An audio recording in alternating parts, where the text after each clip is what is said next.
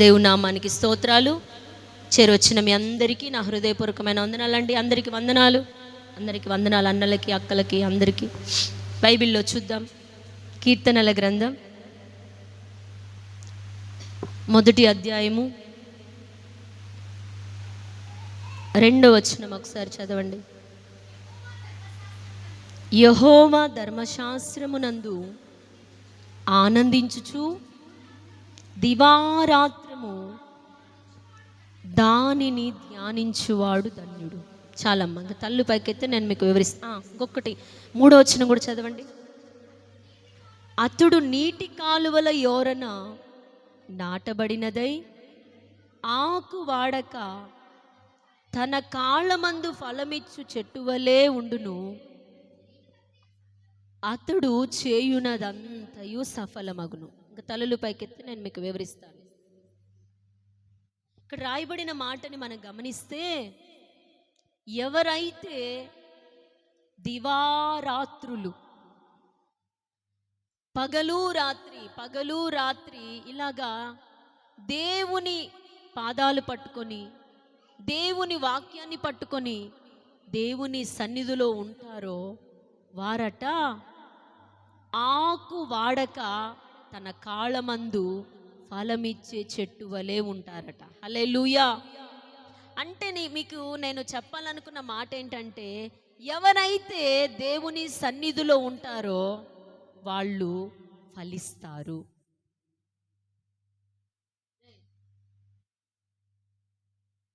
ఎవరైతే దేవుని సన్నిధిలో ఉంటారో వాళ్ళట ఫలిస్తారు. వాళ్ళు ఏది చేసినా అది ఏమవుతుందంట? సఫలమవుతుందట.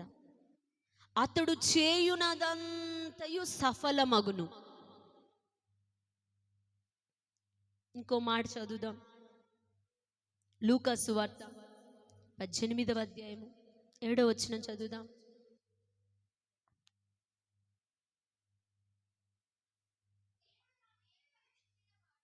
దేవుడు తాను ఏర్పరచుకొనిన వారు దివారాత్రులు తన్ను గూర్చి మొర్రపెట్టుకొనుచుండగా వారికి న్యాయము తీర్చడా? అక్కడ క్వశ్చన్ మార్క్ చూడండి. అక్కడ క్వశ్చన్ మార్క్ వేశాడు. ఎవరైతే దేవుని సన్నిధికి వెళ్తున్నారో, దివారాత్రం వెళ్తున్నారో వాళ్ళకు న్యాయం చేస్తాడా చెయ్యడా?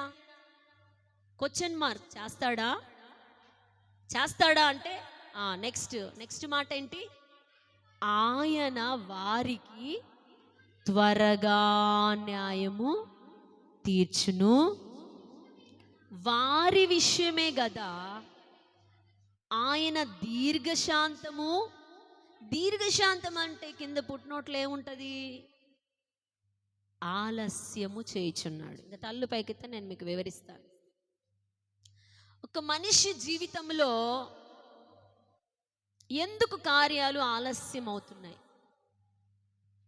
ఒక మనిషి జీవితంలో దేవుడు తాను చేయాలనుకున్నటువంటి ఆ కార్యాలను ఎందుకు లేట్ చేస్తున్నాడు? ఎందుకు ఆలస్యం చేయుచున్నాడు?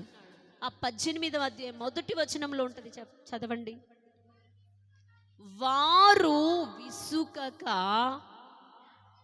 నిత్యము ప్రార్థన చెయ్యాలని. చాలమ్మ. వారు విసుక్కోకుండా,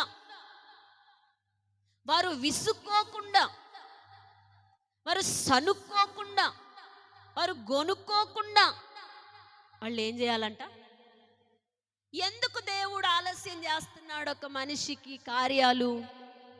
నాకైనా, మీకైనా, మనందరికైనా అసలు దేవుడు ఎందుకు లేట్ చేస్తున్నాడు? నేను గమనిస్తున్నా, ఆలోచిస్తున్నా, ధ్యానిస్తా ఉన్నా. ఎందుకు ప్రభువా? ఒక మనిషి జీవితం, నీ చేతుల్లో అన్నీ ఉన్నాయి కదా, నువ్వు ఏం చేయాలంటే అది నువ్వు చేస్తావు కదా. ఒక మనిషి జీవితము ఎందుకు నువ్వు ఈరోజు చేయవలసిన పని సంవత్సరం తర్వాత చేస్తున్నావు? ఈరోజు చేయాల్సిన పని 10 రోజుల తర్వాత చేస్తున్నావు. ఎందుకని అంటే దేవుడు మనతో మాట్లాడుతున్న మాట ఏంటో తెలుసా? విసుక్కోకుండా ఆయన దగ్గరికి వచ్చి నువ్వు ప్రార్థన చేయాలి, దివారాత్రులు ప్రార్థన చేయాలి. ఇంకో మాట అదే 18వ అధ్యాయంలో ఉంటుంది. ఏమని ఉంటుందంటే, మాటి మాటికి 5వ వచనం చున్నది గనుక ఆమె మాటికి వచ్చి గోజాడకుండునట్లు. హల్లెలూయా.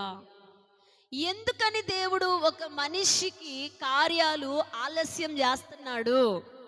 ఒక మనిషి జీవితంలో జరగవలసినటువంటి పనులు ఆలస్యం అవుతున్నాయి అని మనం ఆలోచన చేస్తే, నువ్వు మాటికంట వెళ్ళి గోజాడితేనంట ఏం చేస్తాడంట? త్వరగా న్యాయము తీరుస్తాడంట.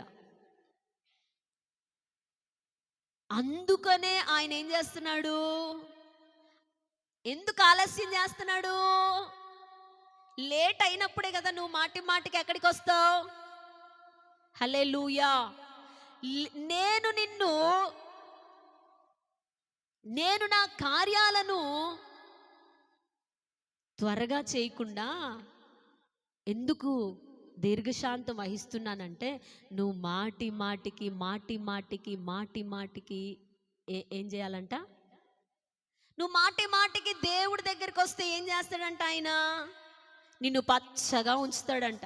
నువ్వు చేసేవన్నీ కూడా సఫలం చేస్తాడంట. ఇంకేం చెప్తున్నాడు? నువ్వు ఏది అడిగితే నీకు న్యాయం జరగట్లే, నీకు అన్యాయం జరిగింది కదా. నీకేం జరిగింది? అన్యాయం జరిగింది, నష్టం జరిగింది. అయితే నువ్వేం చేయాలి? న్యాయం తీర్చే నా దగ్గరికి రావాలి. హల్లెలూయా. నీకు న్యాయం ఎక్కడ దొరకదు, నీకు కార్యాలు ఎక్కడ జరగవు, సఫలం ఎక్కడ అవ్వదు. ఎక్కడ వస్తుంది తెలుసా? నా దగ్గరికి వస్తే. మాటికి అట ఆయన దగ్గరికి రావాలని ఆయన ఏం చేస్తున్నాడంట? నీకు జరగవలసిన పనులు ఏం చేస్తున్నాడు? చెప్పాలి, మీరు చెప్పాలి నోరు తెరిచి. ఆలస్యం చేస్తున్నాడు. ఈరోజు మనం ఏం చేస్తాం తెలుసా? దేవుడు నేను ఎంత ప్రార్థన చేసినా నాకు ఇంకా లేట్ చేస్తున్నాడు కాబట్టి ఇంక నేను ప్రార్థనలు ఏం చేస్తున్నా? దేవుడు ఆలస్యం చేస్తున్నాడు కాబట్టి ఇంక నేను ప్రార్థన మానేస్తున్నాను, నేను ఇక ప్రార్థనలు. కానీ విసుక్కోకుండా చెయ్యాలనేనంట ఆయన నీకు లేట్ చేసేది. నువ్వు మాటికి ఎక్కడికి రావాలంట? నువ్వు మాటికి ఎవరి దగ్గరికి రావాలంట? ఆయన దగ్గరికి వస్తేనంట ఆయన త్వరగా ఏం చేస్తాడంట? నీకు త్వరగా కావాలంటే ఏం చేయాలి చెప్పు? అక్కడ క్వశ్చన్ ఉంది, అక్కడ ఆన్సర్ ఉంది. నీకు త్వరగా కార్యం కావాలి, అక్కడ లేట్ ఉంది, ఫాస్ట్గా జరిగే. ఆలస్యం ఉంది, త్వరగా జరిగే. నీకు లేట్ కావాలనుకో, నువ్వు ఎప్పుడో ఒకసారి పో. ఎక్కడికి? ప్రార్థనకి, దేవుని సన్నిధికి. ప్రార్థనలో దేవుడితో మాట్లాడడానికి, దేవుణ్ణి అడగడానికి. ఇక్కడే ఆయన చెప్పేస్తున్నాడు, నీకు తొందరగా పని జరగాలంటే నువ్వేం చేయాలి? దేవుని దగ్గరికి వెళ్ళు. ఎన్నిసార్లైనా, రోజులు ఎన్నిసార్లైనా వెళ్ళు. నీకు తొందరగా కార్యం జరగాలంటే. ఒకవేళ నీకు లేట్గా కార్యం జరగాలనుకో, నువ్వు వెళ్ళబాకు. ఓకే? నువ్వు లేట్గా కార్యం జరగాలంటే నువ్వు వెళ్ళబాకు. నువ్వు తొందరగా కార్యం జరగాలంటే మాటికట ఆ విధవరాలు అన్యాయస్తుడైన న్యాయాధిపతి దగ్గరికి వెళ్ళినట్టుగా నువ్వు మాటికి నా దగ్గరికి రావాలి. అప్పుడు నేనేం చేస్తాను? త్వరగా నీ జీవితంలో మీరు గుండెలు మీద చేసుకొని చెప్పండి, మాటికి నేను వెళ్తున్నానని చెప్పండి. గుండెల మీద చేసుకొని చెప్పండి, నేను మాటి మాటికి దేవుని దగ్గరికి వెళ్ళి బతిమలాడుకుంటున్నా, ఆయన విసుకు. ఇంకో మాట యెషయాలో ఒక మాట ఉంటుంది, ఏమని ఉంటుందంటే, చూపిస్తాను చూడండి ఆ మాటని కూడా. 62వ అధ్యాయము యెషయా గ్రంథం 7వ వచనం. యెహోవా జ్ఞాపక కర్తలారా విశ్రమింపకుడి, ఆయన యెరూషలేమును స్థాపించు వరకు. అక్కడ మీరేం రాసుకుంటారంటే, మీ జీవితంలో కార్యాలు జరిగేంత వరకు ఏం రాసుకుంటారు? మనకు కావాల్సిన మాట ఏంటంటే, మన జీవితాల్లో కార్యాలు జరిగేంత వరకు, లోకమంతటా దానికి ప్రసిద్ధి కలుగుచేయ వరకు ఆయనను విశ్రమింపనీయకుడి. హల్లెలూయా. చాలమ్మా. ఏం చేయాలంట? చదివారా మాట? మనకి దేవుడు కార్యం చేయాలంటే మనం ఏం చేయాలంట? లోకమంతటా దానికి ప్రసిద్ధి కలుగజేయు వరకు.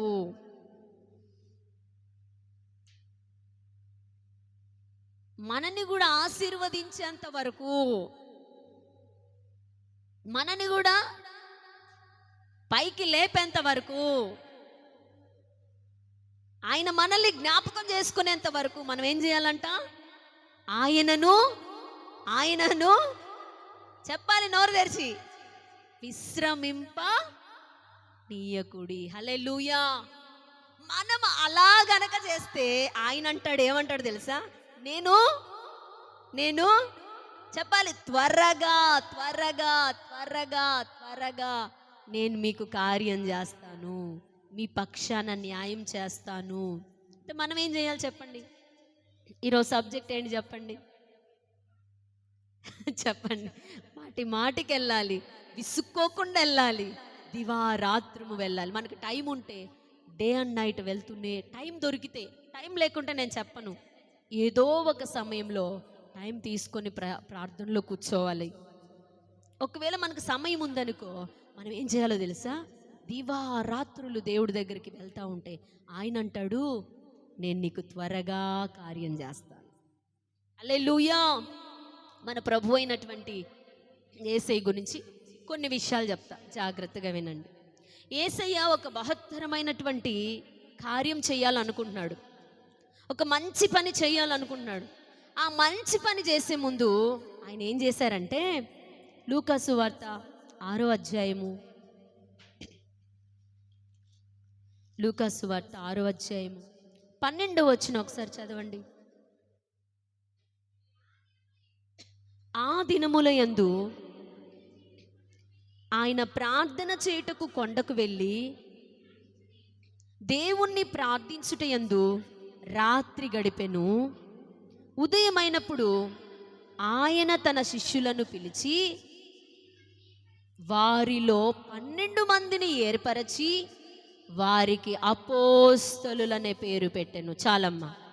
దేవుడు అపోస్తులను ఏర్పరచుకోవాలని ప్రజలలో నుంచి, లోకంలో నుండి, ప్రజల్లో నుండి అపోస్తులను ఏర్పరచుకోవాలని, ఆ పని చేయాలని అనుకున్నాడు. అప్పుడు ఆయన ఏం చేశాడు తెలుసా? యేసు ప్రభు వారు రాత్రంతా ప్రార్థనలో గడిపారంట. ఏం చేశారంట? రాత్రంతా ప్రార్థనలో గడిపారంట. రాత్రంతా ప్రార్థనలో గడిపిన తర్వాత ఉదయం అయినప్పుడు ఆయన శిష్యులను పిలిచి వాళ్ళను ఏర్పరచుకొని వాళ్ళకి ఏం పేర్లు పెట్టారంట? 12 మందికి అపోస్తలులనే పేరు పెట్టాడు. ఊరికే ఆషామాషిగా అపోస్తలులను ఏర్పరచుకోలా, ఆషామాషిగా ఊరికే పనులు చేయట్లా. దేవుడట ఏదైనా ఒక పని చేసే ముందంట ఊరికే ఈజీగా పని చేసేయలేదంట. రాత్రంతా ప్రార్థనలో ఉండి ప్రార్థన చేసి తండ్రికి, అప్పుడు ఉదయం అయినప్పుడు లేచి శిష్యులకి అపోస్తలులని పేరు పెట్టాడంట. వాళ్ళని ఏర్పరుచుకున్నాడంట. మన యేసు ప్రభు వారికి ఎంత ప్రార్థన అవసరమో ఒక పని చేసే ముందు. ఈరోజు మనము ఏదైనా ఒక పని చేసే ముందు మాటి మాటికి దేవుడి దగ్గరికి వెళ్ళాలి. ఏదైనా ఒక కార్యం మన జీవితంలో జరగాలంటే మనం మాటి మాటికి దేవుడి దగ్గరికి వెళ్ళాలి. రాత్రంతా ఎన్ని గంటలు ఉంటాయి? 9 గంటలకు కూర్చుంటే 10, 11, 12, 1, 2, 3, 4, 5, 6 ఎన్ని గంటలు? 6 వరకు. 9 గంటలా 8 గంటలా? 9 గంటలు. మరి ఇన్ని గంటలు దేవుడి సన్నిధిలో మరి ఆయన కూర్చున్నాడు. మరి రాత్రి 9 కూర్చున్నాడో, 8 కూర్చున్నాడో, 7 కూర్చున్నాడో, లేదా 10 కూర్చున్నాడో మనకు తెలియదు, కానీ రాత్రంతా కూర్చున్నాడంట. హల్లెలూయా, హల్లెలూయా. ఈరోజు దేవుడు మనతో మాట్లాడుతున్న మాట ఏంటో తెలుసా? మనం ఏదైనా ఒక పని చేయాలనుకున్నప్పుడు, మన జీవితంలో ఏదైనా ఒక కార్యం జరగాలనుకున్నప్పుడు మనం ఏం చేయాలి తెలుసా? ఇక దేవుడి సన్నిధిలో మాటి మాటికి వెళ్ళాలి. మాటి మాటికి ఆ లెటర్ తీసుకొని వెళ్ళాలి. మాటి మాటికి ఆ సమస్యను తీసుకొని వెళ్ళాలి. మాటి మాటికి మనం ఏదైతే పని చేస్తున్నామో ఆ పనిని తీసుకెళ్ళి ఆయన దగ్గరికి చేయమంటారా వద్దా, చేయమంటారా వద్దా, వెళ్ళమంటారా వద్దా, ఏం చేయమంటారు ప్రభువా, ఈ కార్యం మీరు జరిగించండి ప్రభువా, ఈ కార్యం సఫలం చేయండి ప్రభువా, నా చేతిని సఫలం చేయండి, ఈ చేతులతో ఏ పని చేస్తున్నా, ఈ ఆలోచనతో ఏ పని చేస్తున్నా ఆలోచనలు సఫలం చేయండి, నా చేతి యొక్క పనిని సఫలం చేయండి ప్రభువా అని మనం మాటి మాటికి దేవుని సన్నిధికి వెళ్ళుట ద్వారా దేవుడట మన కార్యాలు సఫలం చేస్తాడంట. మనకు జరగవలసిన పనుల్లో న్యాయం చేస్తాడంట.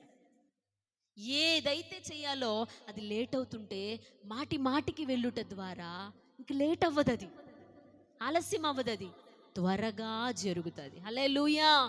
మన యేసు ప్రభు వారు తను పని చేసేటప్పుడు అలా మాటికి అలా ఎక్కువసేపు వెళ్ళారు. ఇంకో మాట యేసు ప్రభు వారి గురించి ఒక మాట నేను చెప్తాను, ముందుకెళ్దాం. మత్తయి సువార్త 26వ అధ్యాయము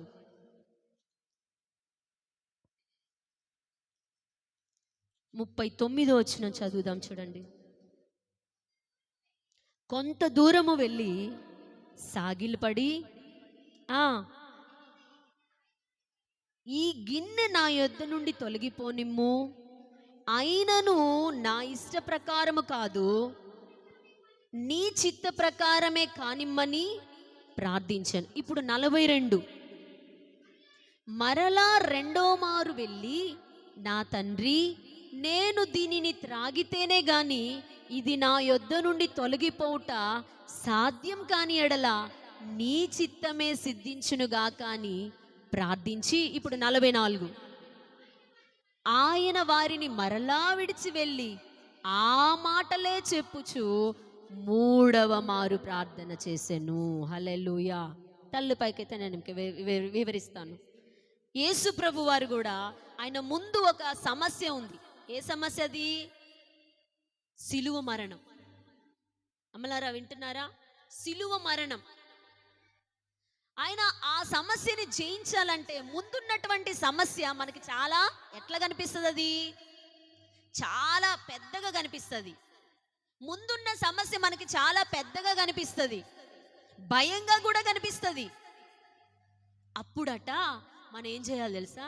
ముందున్న సమస్య మనకు భయం అనిపించినప్పుడు, ముందున్న సమస్య మనకు ఇంకా ముందుకు అడుగు వెయ్యలేని అనుకున్నప్పుడు, దాంట్లో నుంచి గెటిన్ అవ్వలేమన్నప్పుడు మనం ఏం చేయాలో తెలుసా?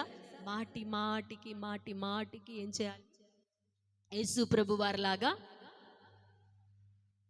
మాటికి అవే మాటలు చెప్పాలి. ప్రభా, ఆ సమస్య నా వల్ల కాదయ్యా, నేను జయించలేకపోతున్నానయ్యా, ఏం చేయమంటావయ్యా, నాకు శక్తి సరిపోవట్లేదయ్యా, ఈ సమస్యను ఎదుర్కోవడం, ఈ సమస్యని ఫేస్ చేయడం, ఇందులో నుంచి బయటపడడం నా వల్ల అయితే కావట్లేదు ప్రభువా, అయినా సరే నీ శక్తి నాకు దయచేయి, నీ చిత్తమే సిద్ధించునుగా. కానీ మనం మాటికి ఆయన దగ్గరికి వెళ్తే ఆయన ఏం చేస్తాడో తెలుసా? తన శక్తిని విడుదల చేస్తాడు. మనం ఆయన సన్నిధికి వెళ్ళుట ద్వారా సన్నిధిలో ఉన్నటువంటి శక్తి, సన్నిధిలో ఉన్న ధైర్యము, ఆ బలము ఏం చేస్తుంది తెలుసా? ఆ సమస్యలో నుంచి మనల్ని జయించడానికి శక్తినిస్తుంది. సమస్య తీసేయలేదండి, కొన్ని సమస్యలు మనం ఎదుర్కోవాలి, అవి ఖచ్చితంగా ఫేస్ చేయాలి. కానీ మనకు చేత కాదు, భయం కలుగుతుంది, బాధ కలుగుతుంది. కానీ యేసయ్య చూడండి, అంత పెయిన్, అంత నొప్పి, అంత బాధ ఎదుర్కొనే ముందంట దేవుడి దగ్గరికి వెళ్ళి అదే మాట పలుకుతూ 3 సార్లు ప్రార్థన, గంటలు గంటలు. అప్పుడు ఏం చేశాడు తెలుసా? శక్తిని పొందుకొని ఆ సిలువ మరణం ఎంత నొప్పి తెలుసా? అదంతా కొట్టడము, గాయపరచడము, ఎగతాళి చేయడము, హేళన చేయడము, చీ అని ఉయ్యడము, చెట్టు బట్టలు లేకుండా చేయడం, ఇదంతా, ఈ పెయిన్ అంతా లోపల మనకి ఎవరైనా ఎగతాళి చేస్తున్నప్పుడు లోపల ఒక యుగం ఉంటుంది కదా. హట్ చేసినప్పుడు, మనల్ని గాయపరిచినప్పుడు, హేళన చేసినప్పుడు, ఎగతాళి చేసినప్పుడు లోపల మనకి పెయిన్ కలుగుతుందా కలగదా? మరి యేసయ్యకి ఎందుకు కలగలేదు? ఎందుకు కలగలేదు? ఆయన కూడా మనిషే కదా. ఎవరైనా ఏదన్నా అంటే ఒక మాట మనం పడం కదా, కానీ ఆయన ఎందుకు పడ్డాడు? ఎవరైనా ఏదన్నా అంటే మనం పడం కదా, కానీ ఆయన ఎందుకు పడ్డాడు అంటే తెలుసా? ఆయన మాటి మాటికి దేవుని దగ్గరికి వెళ్ళుట ద్వారా, మన మాటికి దేవుడి దగ్గరికి వెళ్తే ఎవరు ఏమన్నా సరే మనము ఇంతే తుడుచుకొని పోతాం. ఏమన్నా అనుకోనిలే, దేవుడు అనమన్నాడేమోలే, నన్ను దేవుడు అనమన్నాడు అందుకే అన్నాడు అంతే, ఏం బాధ ఉండదు. చీ షిమి, చీ కుక్క, పో చీ పో అంటే సర్లే దావీదు ఏమన్నాడు, దేవుడు అనమన్నాడేమోలే. హల్లెలూయా. ఈరోజు నా ప్రియమైన దేవుని బిడ్డలారా, ఎవరు ఏమన్నా సరే మనం తట్టుకునే శక్తి ఎక్కడ దొరుకుతుంది? మాటిమాటికి దేవుని దగ్గరికి వెళ్ళుట ద్వారా సమస్యలో నుండి మనము బయటపడగలిగే శక్తిని మనం దేవుని సన్నిధిలో పొందుకుంటాం. కూర్చోవాలి నాన్న. దేవుని సన్నిధికి వెళ్ళుట ద్వారా మనకి దేవుడు ఏం కలుగజేస్తాడు తెలుసా? బలాన్ని ఇస్తాడు. ఈరోజు మీరు కూడా కొన్ని సమస్యలు ఫేస్ చేస్తూ ఉంటారు, మీకు బలము సరిపోదు. అప్పుడు ఏం చేయాలి? ఆళ్ళ దగ్గరికి వెళ్ళబాకండి, ప్రార్థనలోకి వెళ్ళిపోండి. ఈరోజు బాగా మనసారా ప్రార్థన చేసుకున్నారా, మళ్ళా సమస్య బయటికి వెళ్తే మళ్ళీ గుర్తొస్తుంది. అది ఎట్లా? ఒక పర్వతం లాగా కనిపిస్తుంది, ఒక పెద్ద సమస్య కనపడుతుంది. అప్పుడు ఏం చేయాలి? మళ్ళీ ఏం చేయాలి? మళ్ళీ ప్రార్థనలోకి వెళ్ళాలి. రెండోసారి వెళ్ళినా మళ్ళీ సమస్య ఎలా కనపడుతుంది? అమ్మో, పరిస్థితులు చూస్తే చాలా భయంకరంగా ఉన్నాయి అనిపిస్తుంది. మళ్ళీ మనం ఏం చేయాలి? ప్రార్థనలోకి వెళ్ళాలి. అప్పుడు మళ్ళా సమస్య ఎలా కనిపిస్తుంది? మళ్ళీ భయంగానే. మనం ఇలా మాటికి వెళ్ళుట ద్వారా సమస్య మనకి ఏమవుతుంది తెలుసా? 100 ఉన్నది రెండోసారి 80కి కనబడుతుంది, 80 ఉన్నది 50కి కనబడుతుంది, చివరికి 10గా. అసలు ఇది సమస్యే కాదనిపిస్తుంది. దేవుడి దగ్గరికి వెళ్ళుట ద్వారా అసలు అది సమస్యే కాదు ఇది అని మనకు దేవుడు అలాంటి బలం ఇస్తాడు. ఇక మనం భయపడం, రమను ఎంత సమస్య వస్తుందో రా, చూసుకుందాం రా, నాకు దేవుడు ఏమిచ్చాడు? శక్తినిచ్చాడు. అది ఎంత సమస్య అయినా నన్నేం చేయలేదు. కారణం ఏంటో తెలుసా? నేను మాటికి దేవుడి దగ్గరికి వెళ్ళుట ద్వారా దేవుడు దాన్ని జయించే శక్తి, ఓర్చుకునే శక్తి దేవుడు నాకు అనుగ్రహించున్నాడు. హల్లెలూయా. దేవునికి మహిమ కలుగును గాక. హల్లెలూయా. ఇంకో మాట మనం చదువుదాం, చూడండి. దానియేలు గ్రంథం 6వ అధ్యాయము 13వ వచనం ఒకసారి చూడండి. దానియేలు గ్రంథం 6వ అధ్యాయము 13వ వచనం చూడండి.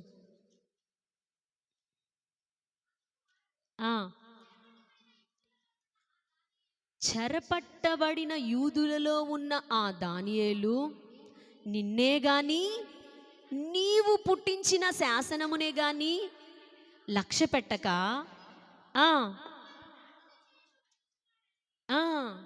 ముమ్మారు ప్రార్థన చేయిచు వచ్చుచున్నాడని. చాలమ్మా, తల్లిపైకైతే నేను మీకు వివరిస్తాను. ఇక్కడ ఒక రాజున్నాడండి. ఆ రాజుకు చెప్తున్నారు అక్కడ శత్రువులు, దానియేలుకి విరోధంగా లేచిన శత్రువులు చెప్తున్నారు, చెరపట్టబడి అంటే వాళ్ళు ఎవరంటే వాళ్ళు దాసులు, వాళ్ళు చెరలో ఉన్నవాళ్ళు. చెరలో ఉన్నటువంటి, చెరపట్టబడినటువంటి వారిలో ఉన్న ఈ దానియేలు నిన్నే గాని, ఏమంటున్నారు, నిన్నే గాని నీవు పుట్టించిన శాసనమునే గాని, మాట అందరూ అండర్లైన్ చేసుకోండి, నిన్నే గాని నీవు పుట్టించిన శాసనాన్నే గాని లక్ష్య పెట్టక. ఇప్పుడు అధికారి పుట్టించిన శాసనము దానియేలుకి నచ్చట్లా. ఏమని శాసనాన్ని పుట్టించాడు? అసలు ప్రార్థనే చేయొద్దు అని పుట్టించాడు. అసలు ప్రార్థనే చేయకూడదు రాజుకే, రాజు నిలువ పెట్టిన ప్రతిమకే 4 రోజులు ప్రార్థన చేయాలి అని పుట్టించారు. ఇప్పుడు రాజుని ఎదిరించాలా వద్దా? వినండి, జాగ్రత్త వినండి. రాజుని ఎదిరించాలా వద్దా? రాజుని ఎదిరించాలా వద్దా?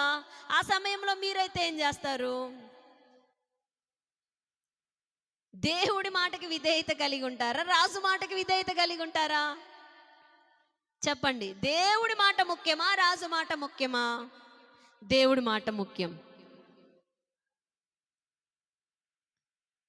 రాజు శాసనాన్ని లక్ష్య పెట్టకుండా అనుదినము, అంటే ఒక్కరోజు 3 సార్లు వెళ్ళాడంట ప్రార్థన చేయడానికి. ప్రార్థన చేయడానికి ఎన్నిసార్లు వెళ్ళాడంట? ఒక్కరోజు అంటే ఓన్లీ ఆదివారమే కాదు, ఓన్లీ శుక్రవారమే కాదు, అనుదినము అంటే ప్రతిరోజు అట 3 సార్లు ప్రార్థన చేస్తాడట. అర్థమవుతుందా? అనుదినము ప్రతిరోజు కూడా 3 సార్లు దేవునికి ప్రార్థన చేస్తాడట. మరి అలా ప్రార్థన చేసే ఆయనకి ఒక పెద్ద సమస్య వచ్చింది. మాటికి ప్రార్థనకి వెళ్తే మీ సమస్యలన్నీ తొలగిపోతాయని నేను చెప్పాను, కానీ ఇక్కడ ఏం చెప్తున్నాను, మాటికి ఎల్లుట ద్వారా ఈయనకు సమస్య వచ్చింది. మాటికి దేవుని సన్నిధికి వెళ్ళుట ద్వారా ఈయనకేమొచ్చింది? సమస్య వచ్చింది. అయినా సరే మానుకోలేదండి. సమస్య వచ్చినా కూడా, ఇప్పుడు ఆ పని చేస్తే సమస్య వస్తుంది, ఆ సమస్య రాకుండా ఏం చేయాలి?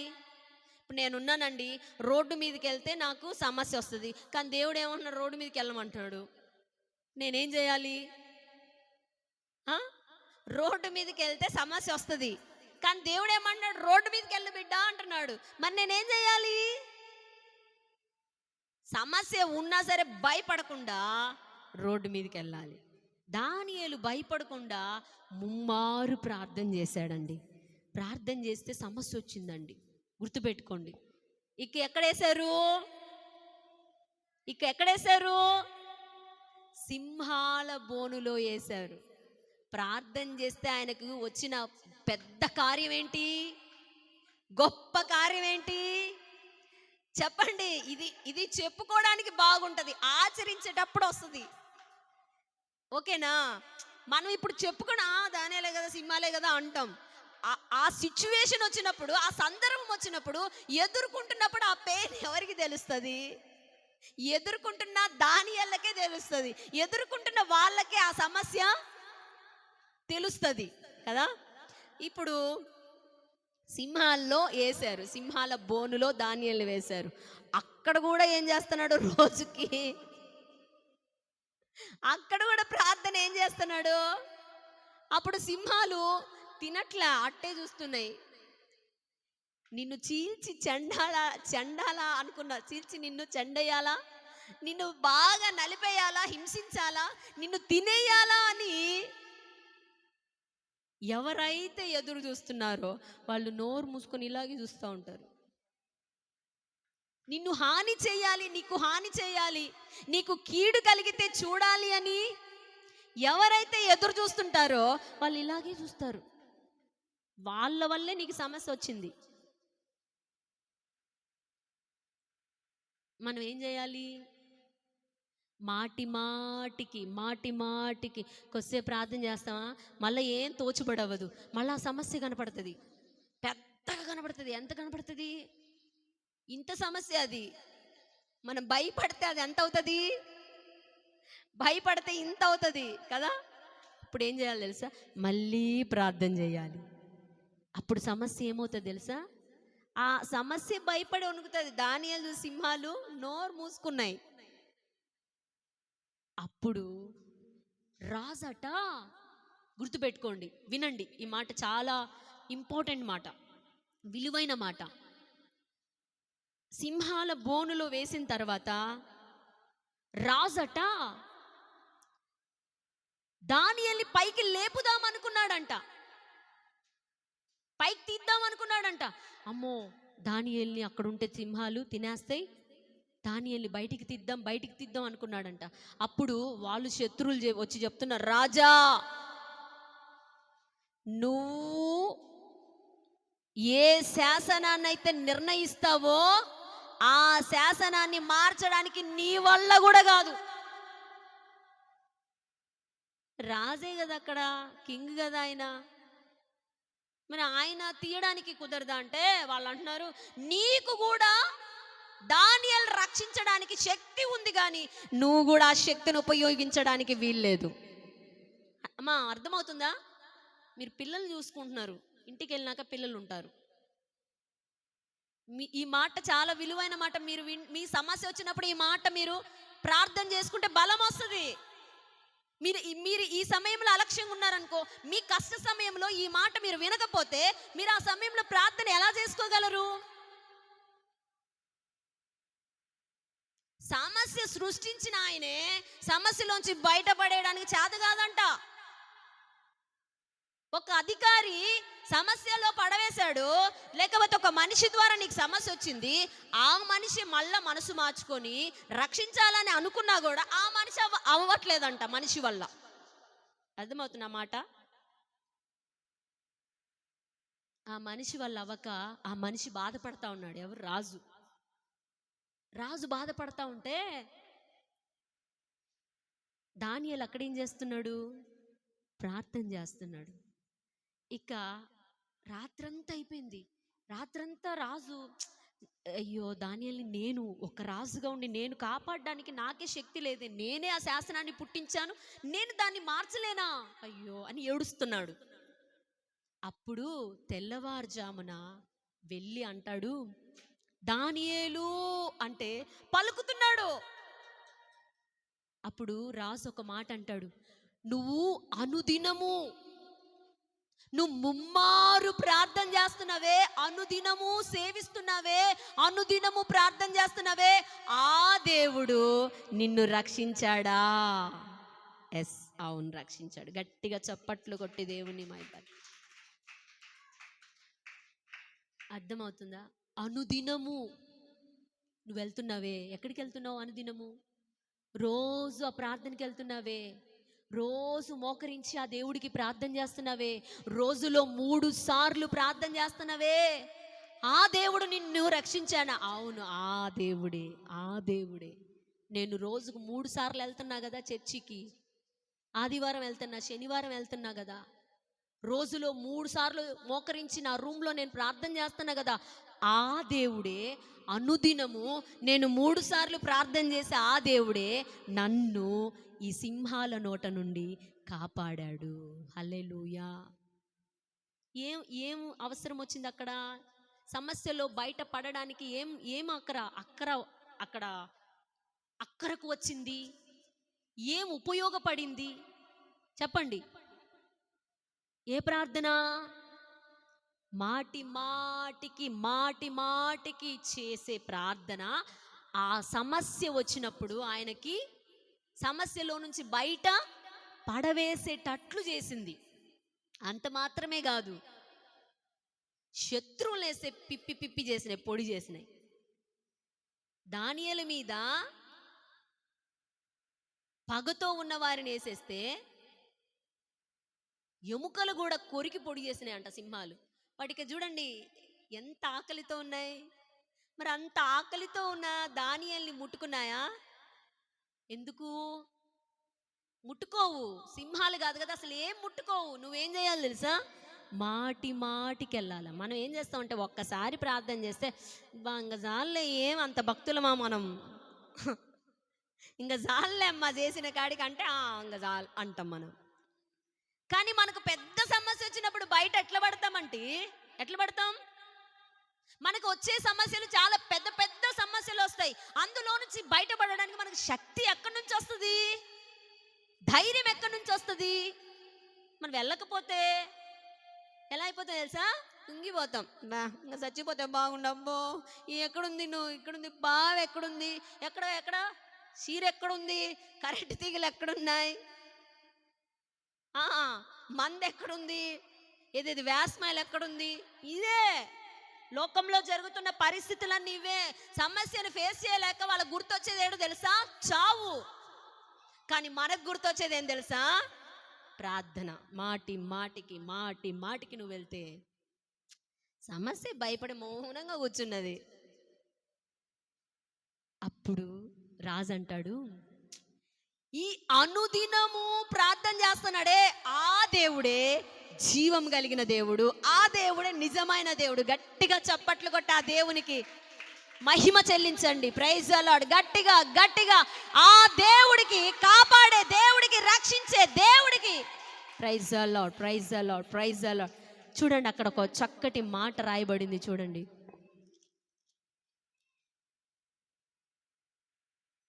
అదే 6వ అధ్యాయము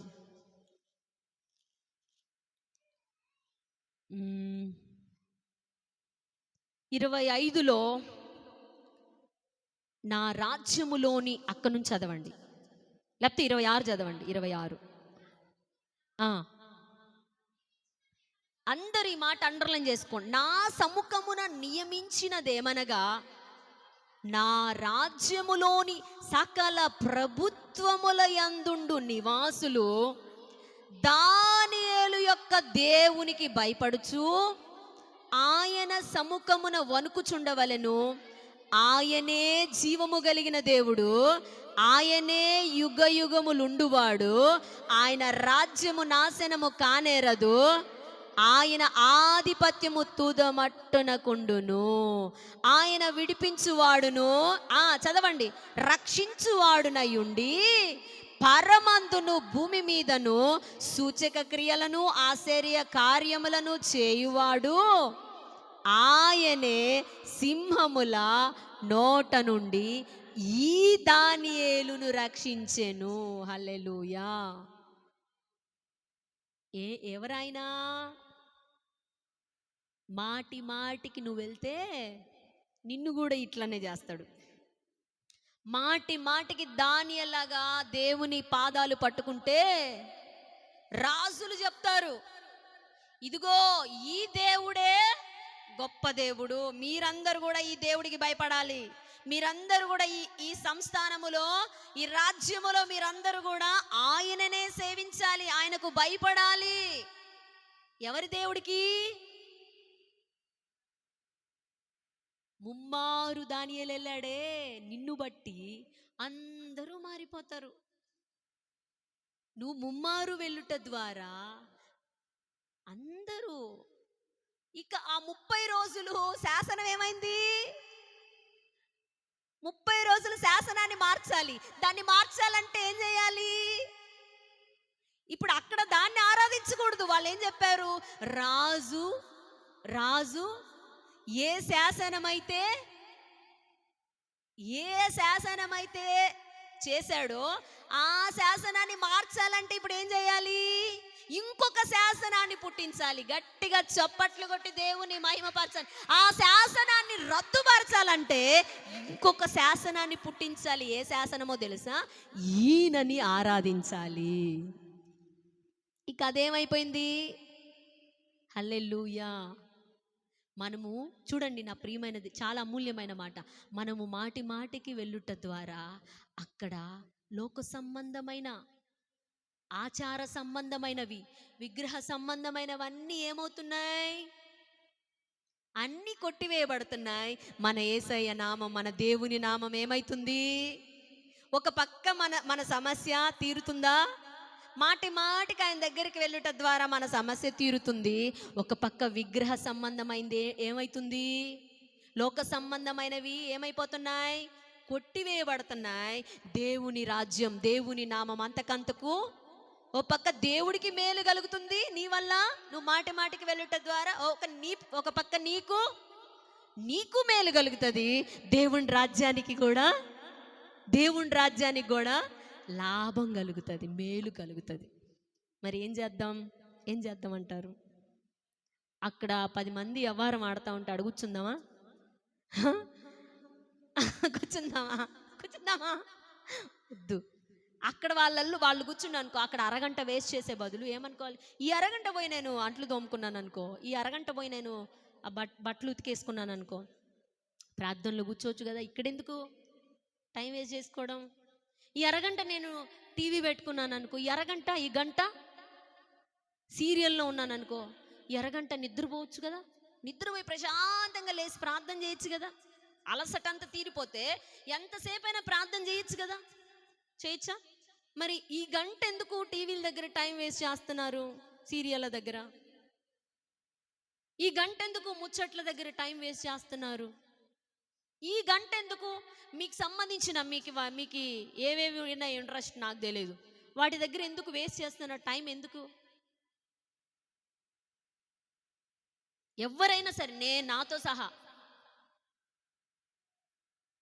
నా ప్రియమైన దేవుని బిడ్డలారా, ఆ టైం వేస్ట్ చేయకుండా అదే టైము నీ సమస్య కోసం, నీ కోసం నువ్వు ప్రార్థన చేసుకో. దేవుడు అంటున్నాడు, అమ్మలారా మీకోసం, మీ పిల్లల కోసం ఏడవండి. పరిస్థితులు బాగలేవు లోకంలో, బయటికి వెళ్తే సేఫ్టీ లేదు అసలు. యవనస్తులైన ఆడపిల్లలకి, మీ పిల్లలకి, మీ మనవళ్ళ కోసం, మీ మనవరాళ్ళ కోసం మీరేం చేయాలి? మీ పిల్లల కోసం మీరేం చేయాలి? మాటి మాటికి వెళ్ళండి. దేవుడు అంటాడు, మీరు మాటి మాటికి వచ్చుట ద్వారా నేను కార్యం చేస్తా. సమస్యలోంచి పడతారు, అన్నీ జరుగుతాయి. లేట్ అయిపోతుందా? త్వరగా నా మనసే మారుతుంది. ఇంకో సంవత్సరం తర్వాత చేద్దాంలే అనుకుంటా నేను, కానీ సంవత్సరం తర్వాత చేయను. ఎప్పుడు చేస్తాను? హల్లెలూయా. ఈరోజే చేస్తా అంటాడు ఆయన. రేపు చేస్తాను లేబా, వీళ్ళు నా దగ్గర రావట్లేదు, వీళ్ళకి సినిమాలు పిచ్చి పట్టింది, వీళ్ళకి వ్యవహారం పిచ్చి పట్టింది, వీళ్ళకి లోక పిచ్చి పట్టింది, అందుకని నేనేం చేయాలి? ఈరోజు వద్దులే, వీళ్ళకి రేపు చేద్దాం అనుకుంటాడు. అదే కనుక నువ్వు ఆ సమయాన్నంతా దేవునికి ఉపయోగించి బైబిల్ చదువుకో. దివారాత్రం అంట బైబిల్ చదువుకోవాలంట, ధర్మశాస్త్రం, దేవుని వాక్యాలు చదువుకో. దివారాత్రం చదువుకో. ప్రార్థన ఎక్కువసేపు చేయలేకపోతాను, కొద్దిసేపు బైబిల్ చదువుకో, కొద్దిసేపు ప్రార్థన చెయ్యి. అప్పుడు మాటి మాటికి బైబిల్ చదువుట ద్వారా, మాటి మాటికి దేవుని దగ్గరికి వెళ్ళుట ద్వారా ఆయన ఏమంటాడు తెలుసా? నేను కార్యం చేస్తాను, సమస్యల నుంచి బయటపడేస్తాను. ఇంకో మాట చెప్పి నేను ముగిచ్చేస్తానండి. రాజుల 2వ గ్రంథం 13వ అధ్యాయము. రాజుల 2వ గ్రంథం 13వ అధ్యాయము 14వ వచనం చదవండి. ఈ మాట అందరూ అండర్లైన్ చేసుకోండి. పీడితుడై ఉండగా వచ్చి చూచి కన్నీరు విడుచుచు, నా తండ్రి ఇశ్రాయేలు వారికి రథమును ఏడ్చెను. ఇంకా తల్లు పైకైతే నేను మీకు వివరిస్తాను. ఇక్కడ ఎలీషాకి ఏమొచ్చిందంట? మరణకరమైన రోగము. ఇక ఆయన చచ్చిపోయే స్థితిలో ఉన్నాడు. ఎవరు?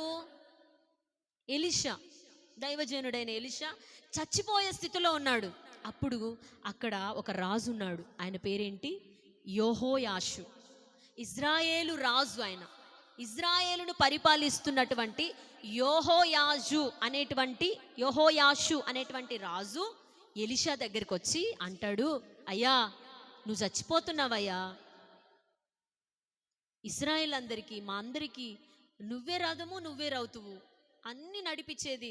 మాకు ఏ కష్టాలు వచ్చినా, మాకు ఏ సమస్యలు వచ్చినా దేవుడి దగ్గర నుంచి వర్తమానం మోసుకెళ్ళి మాకు నువ్వు చెప్తావు కదయ్యా, ఇంకా నువ్వు చచ్చిపోతే ఇక మేమేం చెయ్యాలి, మాకెవరు సహాయం చేస్తారు అని ఈయన బాధపడతా ఉన్నాడు. జాగ్రత్తగా నా మాటలు వినండి. బాధపడతా ఉంటే అప్పుడు ఎలీషా ఏమన్నారంటే 15వ వచనం, అందుకు ఎలీషా, నీవు వింటిని బాణములను తీసుకోమని చెప్పగా తీసుకొని ఆ, ఇప్పుడు 17 విప్పమని చెప్పగా విప్పెను, బాణము వేయమని చెప్పగా అతడు బాణం వేసెను. అతడు, ఇది యెహోవా రక్షణ బాణము, సిరియన్ల చేతిలో నుండి మిమ్మును రక్షించు బాణము. ఆ, నీవు అఫేకులో వారిని హతము చేయదు అని చెప్పి, ఈ 18 అందరు అండర్లైన్ చేసుకోండి. బాణములను పట్టుకొమ్మనగా అతడు పట్టుకొనెను. అంతటా అతడు ఇశ్రాయేలు రాజుతో నేలన కొట్టమన్నప్పుడు అతడు ముమ్మారు కొట్టి మానెను. తల్లు పైకెత్త, నేను మీకు వివరిస్తాను. నువ్వు చచ్చిపోతే మాకు ఈ దేవుడి దగ్గర నుంచి వర్తమానం ఎవరు చెప్తారయ్యా అంటే, సరే నువ్వు వింటిని బాణాలు తీసుకొని రా నా దగ్గరికి అన్నాడు. వింటిని బాణాలు తీసుకొని వచ్చాడు. బాణం వేయమన్నాడు, వేశాడు. ఆ తర్వాత మళ్ళీ చెప్తున్నాడు, మళ్ళీ ఏమని చెప్తున్నాడంటే, బాణములు పట్టుకోమనగా బాణములు పట్టుకొని ఆ నేల మీద కొట్టు అన్నాడు. జాగ్రత్తగా ఈ మాట వినండి. బాణాలు తీసుకొని నువ్వు నేల మీద కొట్టు అన్నాడు. నేల మీద కొట్టమనినప్పుడు 3 సార్లు కొట్టాడట. ఎవరు? రాజు, ఇశ్రాయేల్ రాజు యోహో యాషు. నేల మీద కొట్టమనగానే 3 మార్లు కొట్టాడంట. అప్పుడు 3 మార్లు కొడితే ఎలీషా అంటాడు, నెక్స్ట్ కంటిన్యూ చేయండి. 19 అందు నిమిత్తం దైవజనుడు అతని మీద కోపగించి, నీవు 5 మారులైనను 6 మారులైనను కొట్టిన ఎడల సిరియన్లు నాశనమగు వరకు నీవు వారిని హతము చేసి ఉందువు. గట్టిగా చప్పట్లు కొట్టి దేవుని మహింపరచండి. అయితే ఇప్పుడు చదవండి, ముమ్మారు మాత్రమే సిరియన్లను ఓడించదవు.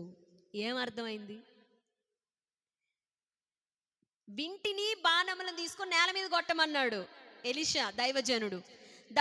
నేల మీద కొడితే అప్పుడు యెహోయాషు ఏం చేశాడు? రాజు 3 సార్లు కొట్టాడు. అప్పుడు 3 సార్లు కొడితే ఎలీషా దైవజనుడి కోపం వచ్చింది. కోపం వచ్చి, నువ్వు 3 సార్లు ఎందుకు కొట్టావు? ఎన్నిసార్లు కొట్టాలంట? 6 సార్లు కొట్టిన ఎడలా, 5 సార్లు 5 మార్లు 6 మార్లు కొట్టిన ఎడలా నువ్వు సిరియన్లు నశించిపోయేంత వరకు నువ్వే జయించేవాడివే. 6 సార్లు జయం వచ్చేదే నీకు, 5 సార్లు జయం వచ్చేదే. కాకపోతే ఇప్పుడు ఎన్నిసార్లు కొట్టావు నువ్వు? చెప్పాలి. ఎన్నిసార్లు కొట్టావు? నువ్వు 3 సార్లు కొట్టావు కాబట్టి నీకు జయం ఎంత? చెప్పండి. 3 సార్లు కొట్టావు కాబట్టి 3 సార్లే జయము. నువ్వు 5 సార్లు కొట్టింటే బాగుండు, 6 సార్లు కొట్టింటే బాగుండు.